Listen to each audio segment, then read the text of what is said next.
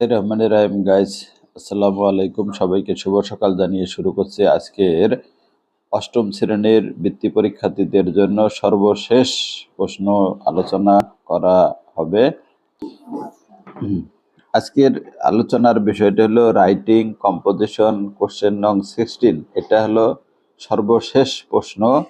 Composition লিখলেই শেষ। প্রথম যে কম্পোজিশনটি আমি দিয়েছি 1 নাম্বার এআই আর্টিফিশিয়াল ইন্টেলিজেন্সি, তারপর 2 নাম্বার এইম ইন লাইফ, তারপর 3 নাম্বারে দিয়েছি news paper, reading news paper, importance of reading news paper.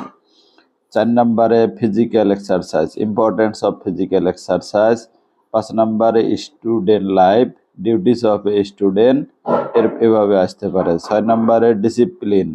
7 নাম্বারে দিয়েছি ভ্যালু অফ টাইম। 8 নাম্বারে জার্নি বাই ট্রেন। 9 নাম্বারে ইয়োর চাইল্ডহুড মেমোরিজ।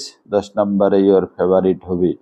আমি আশা করি অষ্টম শ্রেণীতে যারা বৃত্তি পরীক্ষা দেবে তারা এই 10টি কম্পোজিশন সুন্দরভাবে মুখস্থ করবে বা বানিয়ে লেখার চেষ্টা করবে। এখান থেকে ইনশাল্লাহ কমন পড়বে। তোমাদের অনেক সময় আছে, এখন শুধু প্রস্তুতি নেবে।